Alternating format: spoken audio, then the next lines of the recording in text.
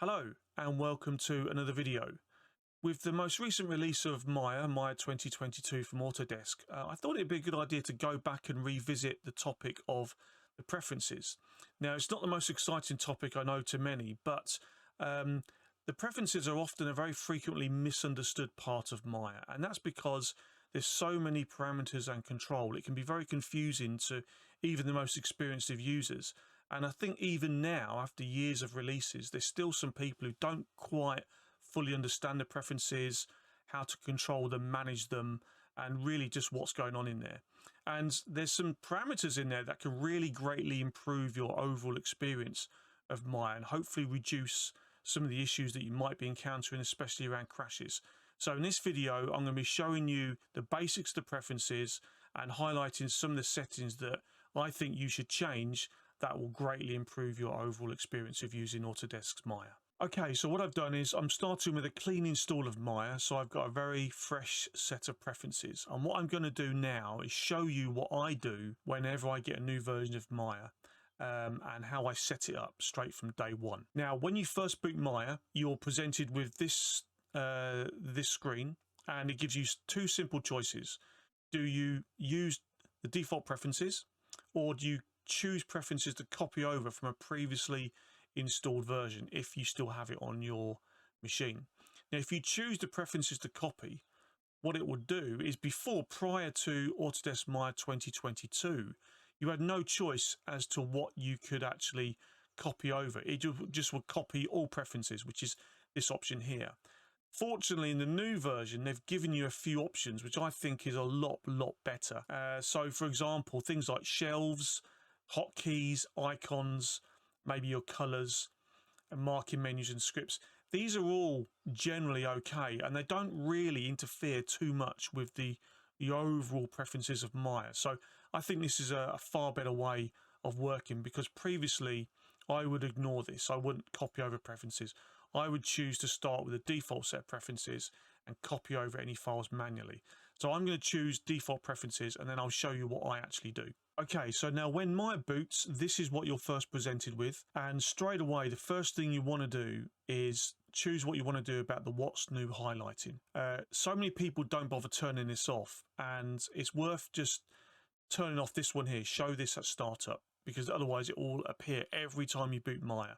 I still leave the highlight what's new though, because I like to see what's inside the menus until eventually, after a period of time, I've got more used to what's actually there and what's not. So that's what I tend to do. You can change this afterwards in the preferences as well. Again, something that many people don't often realize. Now, once that's done, the first thing to do or not do is do not load any data into Maya. Don't do anything. Don't load a file, import a model. It can be all too tempting to start working straight away. The first thing you want to do is get your preferences all set up. Now, I know this sounds kind of crazy, but this is really important to understand about what Maya does around its preferences and how it actually saves its preferences. In order to better explain, if we go to the actual preferences folder, so that will be in your C drive. I'm on a Windows machine, so it'll be C drive, C users, username, documents, Maya, then whatever version of Maya you're using. I'm in 2022, and then there's a prefs directory. Now, this is what's happened on the first boot. Now, just remember this, there's 7 items here, nothing else.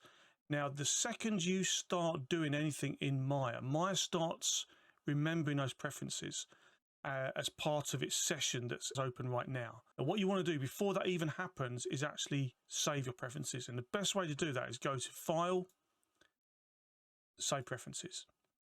Now, if you look at the directory again, we've now got 16 items, and these are all now the default set of preferences. And the key file here is the userprefs.mel. This is the granddaddy of the preferences. This contains all the basic settings you've got in the main core preferences dialog box. And so this is the default set it starts with. So now once you've got this, and also included is the plugin preferences, your menu sets. There's nothing to do with hotkeys, no icons, no marking menus. What you then want to do is take this directory and copy it. And I'm just going to copy it here. and I'm just going to rename it, and I tend to put an underscore at the start, and I'm going to call it Pref's First Boot. So now I know I have a set of preferences which were created when Maya first booted and first saved its preferences. They've got no other settings. You know, I've not gone in there and changed any type of parameter. So this gives me the, I guess, the purest backup on my preferences I've got. Now, the reason for this is a common thing you'll hear from many Maya users is that if you get crashes or some kind of corruption, they'll say, oh, delete your preferences. And yes, I've been guilty of this as well. And there's nothing wrong with this. More often than not, by deleting your preferences and then rebooting Maya, Maya creates a fresh set of preferences, and the problem goes away. Now, I've done this myself. I'm guilty, but I don't really like doing this. I'm not a fan of that approach. And the reason for that is that it doesn't actually find the cause of the problem, really. And that's really what you want to try and do, if at all possible, is find the reason why your preferences got corrupted or why Maya became corrupted. And I would say, I wouldn't say it happens all the time or 9 times out of 10, but a good place to look for that is the preferences. But as you can see, there's different files here. Now, when you delete your preferences, you don't have to delete the entire directory. And again, I've seen people do this, and I've been guilty of it myself. They'll just take the prefs directory and then just delete it. And then, but Maya then reboots literally everything, including all your hotkeys or your icons. But you can literally get away with just selecting these and just deleting them. Or you may well just want to do one file at a time. So really, how you start to debug the issue is entirely down to you. A common approach I often use if I'm really trying to find something is I'll use something like Notepad++ and compare the two files side by side and seeing what my current set of preferences are versus my clean set of preferences, my first boot. Now, this isn't the only backup that I actually do with my preferences. Then you might be thinking, okay, now we can just continue working and off we go. Now, again, I wouldn't do that either. So now we come to the next stage, and that is create your set of preferences and then save them again. And now you have another type of backup. Now, the reason for doing that is because all these different files and folders have different sets of preferences depending on what it is they're pointing to. For example, your hotkeys, your marking menus, any custom scripts, your shells. Now, sometimes these can be set on a more of a kind of studio policy, and that's done with the user setup script, which is something I'm not going to go into right now, but I can happily do so if people want to in another video. What I tend to do now is to set things like my plugins and my other user preferences, because there's some parameters here that can really change things around how Maya behaves, particularly around how Maya saves preferences. Now, the important thing to remember, I save my preferences by going to the File, Save Preferences. Of course, you can do it here in the Settings Preferences window and choose Save here. But also what people don't realize is Maya actually saves its preferences by default when it exits. So if you're working all day and you've set some things and you haven't saved your preferences, when you quit Maya and you quit successfully, as in it does not crash, Maya will save a set of preferences out without you realizing it. And it does that by default. And that's set here in the Save Actions. And you can see here it is, save all preferences and settings when Maya exits. The key thing is not only your preferences and settings as well. Now, if you don't want that to happen, then turn it off. And more often than not, I turn this off. The other reason for doing this as well is because Maya's behavior when it's turned on is to try and save out preferences. If and when it crashes, Maya will still try and save out a set of preferences. And then by doing that, it might not complete that cycle before it crashes. And therefore, it will only get partway through the job. And therefore, you've potentially created a corruption. So if you turn this off, Maya won't try and do that. And then usually your preferences will be intact. You may want to do it on a script editor as well. So if you open up the script editor, anything you've got saved in any of these windows here, the script that you might be running or you're trying to debug or test out, it will still be here when you open up the file again. And again, you might want to also turn that off, because again, you're potentially introducing not a possible corruption, but you're referring to something in a previous session which you might not even need anymore. So it's often a good idea to not do that. Now, again, as soon as you do this, save your preferences. And I'll do it here, because if I do it here in the actual preference option box, then it'll close the window and then I then have to reopen it again. Before I continue with the preferences, what I'm now going to look at very quickly is the plugins, because the plugins, again, can introduce various elements that you might not necessarily need in your scene. Okay, now I'm in the plugin manager, and again, this is the default set of plugins which Maya has loaded on first boot. Now, the key thing to remember here is I think a good rule is only load the plugins that you actually need. I've seen many users go through and just turn on loads of things that they don't really know what they actually are. Now, the only thing to that is that you might often require some plugins to open up data from another source.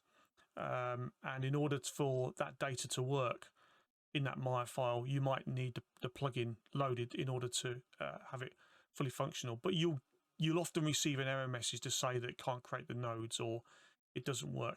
That can be very common when you're dealing with things like Arnold or maybe Substance or Bifrost, when the scene contains Bifrost nodes but you don't have the plugin loaded to support it. The other things to look at as well, I'm not going to go through all of these because there's just so many to go through, and you know, that's a whole video in itself and that could be really long. What I'm going to do is just highlight a few things that you may want to avoid. Things like ABC bullet. So this is the Alembic file format, caching format. The caching is turned on, but you don't want to do the ABC bullet or the bullet plugin here. That's to do with the physics engine, which if you turn that on, your boot of Maya really, the time it takes will increase quite dramatically. So again, if you're not going to use it, don't load it. Some of the things like CGFX shaders here, you may want to turn on the GLSL shaders. If you're bringing in data from older versions of Maya, you might want to turn those on, because otherwise things won't work. Same as the DX11 shader here as well. One thing I would turn on is this plugin, the game vertex count. This is to do with the new feature in 2022 around game vertex counts, and that's because in the head-up display you have your polygon count here, which is fine, but it's not completely 100% accurate. What Autodesk have done, it added this new games vertex count here, which gives you a far better accurate representation of your data, and that's very relevant if you're exporting data to real-time engines such as Unity and Unreal. The rest of it I'm not going to go through because it all looks generally quite fine. One thing to avoid is the turtle plugin. Again, this was a feature which was used quite extensively in games when looking to bake out texture maps, for example. But the thing is, when you turn it on, it can pollute your session with various nodes that just aren't necessary. And remember, those nodes can get saved into a Maya file. The Maya file actually has a lot more data in it than you might realize. So you want to keep it as clean as possible. It also adds another custom shelf and a plugin up and a menu up here. So to be honest, if you're not going to use it, then don't load it. The rest of the things are things like Bifrost is loaded automatically, Mash is as well. I've got the USD plugin as well. If you don't need these things, just unload them. And that's one of the good things I've seen Autodesk do in recent versions. They've started to introduce things as plugins, and that gives you the option to load it or not. And that's really flexible, both on an individual user point of view, but also from a studio point of view. You know, if you're a game studio and you're not going to be running Arnold, then you can set that as a blanket policy across everything, so that whenever any user doesn't automatically load it, and that's going to make your life a whole lot easier.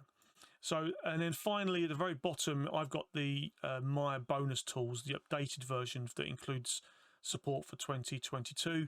I'm just going to load in the poly tools often used in the weight editor, and I sometimes use the 3ds import, but I don't have any intention of loading that data in right now. So for the time being, I'm going to turn it off, and I'm only going to load it in when I absolutely need it. Now, again, as soon as I've done this, I'm now going to save my preferences, and I've now updated plugin preferences as well. So that's the key thing, is that's now saved. But again, I'm still not loading in any data. Okay, so now we can go back to the main settings and preferences. The key thing to remember here is that there's generally two types of preferences for Maya. There's the preferences that change the behavior of the tool or feature set or settings, and that could be things like animation, where you can control the evaluation mode, you can always look at how the blending works, how the default in and out tangents for curves, how things work in a time editor and a graph editor. You've also got things like the modeling toolset about whether or not you want to have the coordinate system based on Max and Maya, left-handed, right-handed. These are all settings that are around individual features. I'm not going to touch those right now. There's so many in here. Again, it's worthy of another video. What I'm going to focus on is some of the core ones around the behavior of Maya itself from a high-level view in terms of certain menus and certain actions it might take. So in no particular order, the next thing to look at is modules. Again, this is about not necessarily loading things up that you're not going to need. Now, for example, I'm not going to be using paint effects, so I'm going to turn it off. I may or may not be using Maya's dynamics, so for the time being, I might just leave it on. But again, one less thing to worry about is one less thing that's going to cause a potential problem. But moving quickly on, the thing I do want to look at is around files and projects. So things like recent history size, you can control this here. This is the setting that comes here in the file menu about once you do start loading files and bringing data in, then it's going to record that. And you may want to limit that. At the moment, it's set to 10 by default. Also, in terms of increments as well, around saving, you may want to limit that. You may want to also limit the number of projects you work in if you work in a project context. Again, it's something to get your head around how Maya works. It's not just about a single ma.mb file.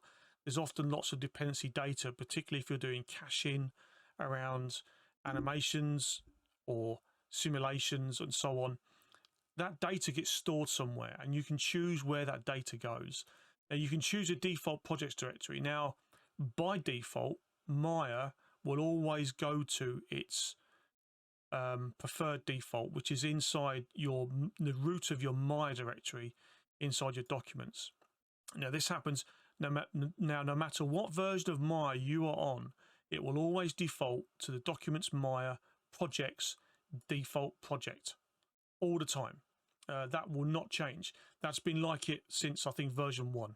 And the key thing to remember here, if you're running multiple versions of Maya, or you have multiple versions of Maya, it's always going to go to this default project. So you've got all kinds of different data going in here at any one time. So one thing that I do, I create my own Maya project for the version I'm on. And this way, and then I set it here. And that way I know that I'm only, any data I do, particularly around caching and everything, it's always going to go there. Autosaves can go there as well. By default, if you turn on autosave, your autosave destination will be the project. And that's contained here, look, autosave. And at the moment, I've got nothing there because I haven't set it. But if I go to my default projects, I've got different autosaves there. Now, these could be different versions. I don't actually know. So again, this is all about keeping things clean and keeping things separate from different versions of Maya. And again, what you can even do, again, people often do this on a studio level or team level, you can then set where these directories will go. Inside the project window, you've got the option, even if you're inside a default project, you've got the option to save out exactly. You can choose a completely different directory. So you can actually set the actual workspace of the project. So even though the root of the project is based here, this directory could be saved somewhere else. And that's where things can get quite confusing. So you really want to make sure you're consistent in whatever you're doing. But you can see this is the primary locations, and then you've got the secondary locations as well, particularly around scenes and data, scripts, audio, and also the caching as well. So again, worthwhile just checking where you're saving stuff to by default, especially when Maya crashes as well. It might automatically save stuff there. Now, when it comes to the auto saves, again, it's worthwhile. Just don't turn it on. Just take a bit of time to look at what it is you're setting. So by default, I turn it on. The first thing I'll do is your interval. How many how many times, how many minutes between autosaves. Its default is to 10. Now, you may want to change that depending on how you're working, because if you're sitting there all the time working, then that could be how you want to work. But again, set that to whatever you feel comfortable with. The other thing you want to look at as well is if you're away from your desk. Now, I often use autosave, or used to use it when I was away from my desk. So I would then put this thing on limit my autosaves, because if I'm away from my desk, then I'm not there inputting any data into my Maya session. So therefore, I don't need to save it as frequently. And I might have saved my scene before I've literally left. So I just want to make sure there's a type of backup. So I might want to limit those autosaves down to a really low number. Also, what I can do, I can choose where my autosaves actually go. So by default, it will go to the project, which is what you'll set up here. Or if you've left it blank, it will always go back to that Maya project directory. But you can specify an actual particular folder. So it's almost like it's creating a backup for you. But just make sure that this is your autosave destination and not where you're saving your main Maya file. And then you can also revert to an environment variable. Now, the environment variables are really powerful, and these are set here inside your my.env file. Again, I'm not going to go into that right now. It's worthy of a video on its own. But again, this is what can often happen on studio level, project level, team level.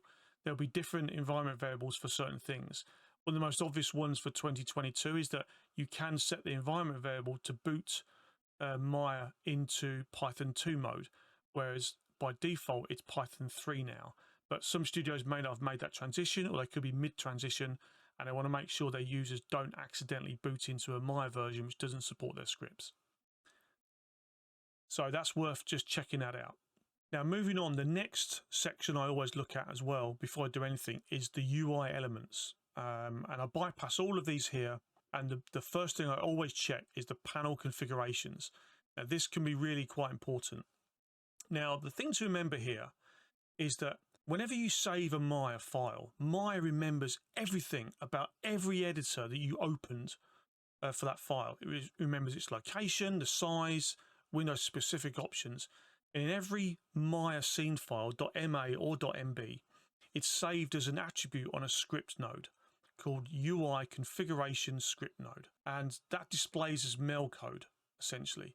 Now, this option here, when saving, whenever you save your Maya file, it will save the panel layouts with the file. And now that's fine, you may want that. But the key thing here, there's another preference that's actually set there. When turned on, it will try and restore any of the saved layouts from the file. Now, that means is I bet this has happened to you as well, because it's happened to me many times. You're opening a file that you've got from someone else, team, person, individual, whoever, and when you open it, your panel changes, or your viewport changes, or suddenly a pop-up box appears for a dialog that you didn't even have open. The reason for that is that Maya is trying to restore the layout from that file that you're trying to open. And therefore, that's when you're likely to create some problems.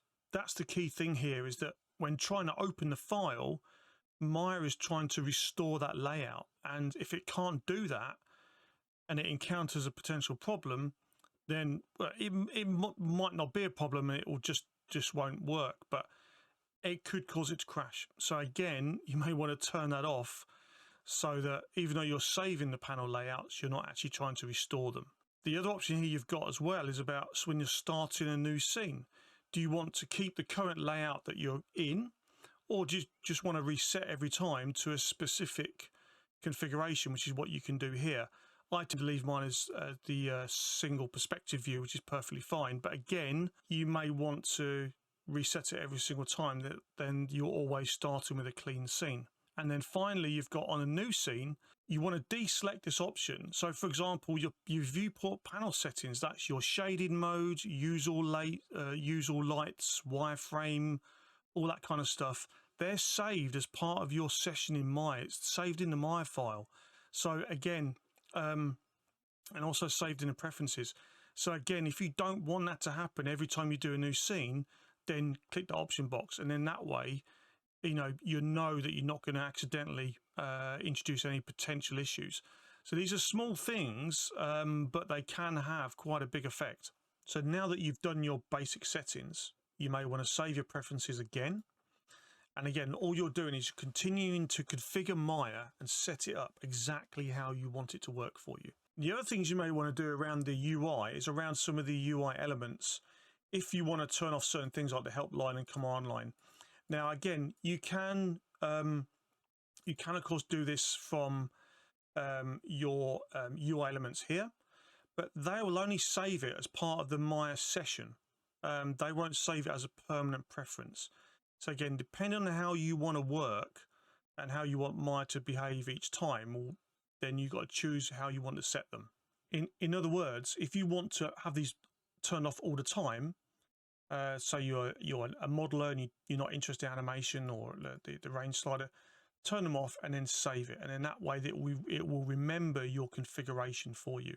And each time you boot, it will basically look it will look exactly like this. Again, it's just about understanding whether or not you're setting a preference as part of the Maya session you're in, or whether or not you want to save it. Because remember, if you were to, say for example, in the UI elements, go here, turn off the time slider and range slider, but then if you quit Maya, remember you've turned off the act, Maya won't try and save that preference. So of course, if you do this now, if you turn off your UI elements here, and you quit Maya, it won't remember that preference because you haven't set it here.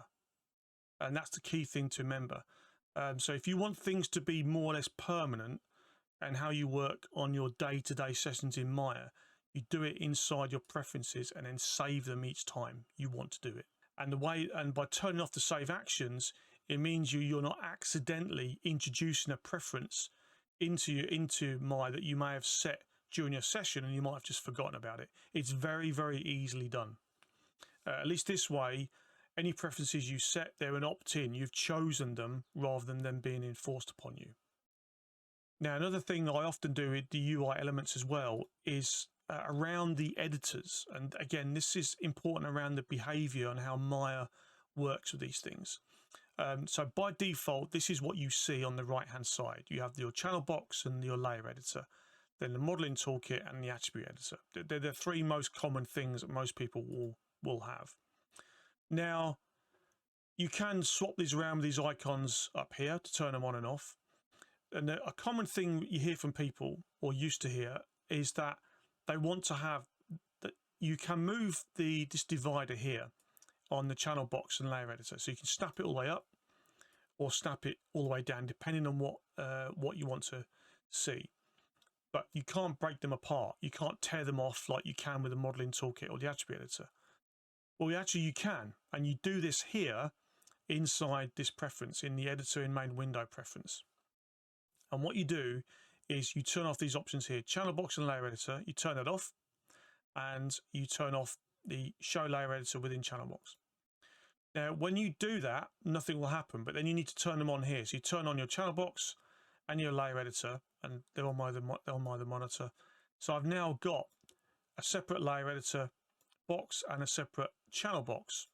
And now what I can do is I can take these two and just drag them over and pop them into my UI, and therefore they're snapped on the side panel as before, and then I can jump between them anytime I want. And I've now got a full length channel box and a full length layer editor, and I personally find that a whole lot more flexible. So again, it's important to realize that. Same with the tool settings as well, they're turned off by default. Turn them back on, and then you may want to dock those in the side as well, and that way whatever tool you've got selected, you're not having to double click it each time, and so on and so on. So again, it's amazing how these small little set of preferences really change this. And again, remember, you know, it will save all the layouts and everything in your Maya file. So again, turn off the restore, and that way people aren't going to have that when they start trying to open your Maya files. So this is just an example of some of the things that you can set inside Maya to change how the certain behavior. There's so many things here. With which menu set you boot into. Do you want to have the menu bars at the top? I mean, you can shortcut them, because again, if you do Control M, it will get rid of it. If you do Shift M and Control Shift M, it will get rid of it from the viewport. But you may not want to do that, because that will do this and it will save that as part of your Maya session. But again, if you don't set them here, it's not a permanent preference. So again, that's the difference between changing things whilst you're working to changing the default behavior. And you really want to use the preferences for what you want the default behavior of Maya to be. And then you've got the flexibility to change things whilst you're working.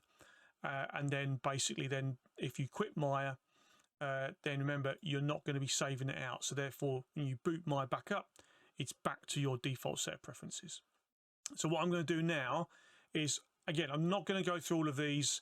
One thing I would also, just before I move on, is the applications. This is where you can set some default viewing applications. So for example, you can point to a Photoshop install if you've got it, or the image sequence, or if you want to point to VLC, or to play your QuickTime files, or RV, etc. I don't set anything here because, again, you're asking Maya to try and do something outside its main session, and usually I prefer to do it manually anyway. So again, I would avoid setting anything here personally. And then finally, I think the only thing I would check as well in these settings is the undos. Again, for years it was set to finite and the queue was 50. Many people used to just up this manually, but most people would turn it to infinite, which is why it's become the default. But again, you set it to how you want to work, and that will be the default from that point onwards. And then that's really about it. The rest of the settings here, there's loads here. There's an awful lot, particularly around selection is a really an often overlooked one, and also around some of the manipulators as well, particularly around the scale of the manipulator. Don't just use plus and minus. You can actually set it on a global scale. You can set the handle size. There's a lot here to go through, which I'm not going to do so now, but if you want me to in another video, then let me know in the comments below. But now we've got things set how we want them to. I'm going to save all my preferences out. That's now done. I'm now going to go back to my preferences now, and then I'm going to copy this file, this folder, and now I'm going to just call this to an underscore and then just put my default refs. So now I've got two backups. I've got the backup of when Maya first booted before I set any preferences whatsoever, and I've then got a backup of what is my default behavior preferences for Maya. And remember, I've not added any data into this Maya session at all, so I consider this to be quite clean. So now I've got these two directories. Rather than basically, again, wiping out my entire preferences if I encounter a problem, what I can start doing, I can copy over one file at a time. And that's a lot easier to do than wiping everything out and then rebuilding it all from scratch. Because again, it could be just one file that's got corrupted, or maybe it's the scene itself. It's very hard to say, but it's something that I would personally prefer to not do in terms of wiping out my preferences each time. So anyway, that's come to the end of the video. I hope that was really useful to you in terms of really trying to understand the preferences inside Maya and how they work. If you want to know more about the preferences and you want me to do more videos on them, then let me know in the comments below and I'll happily try and fit them in when I can. Anyway, thanks for watching today, and I'll see you again next time.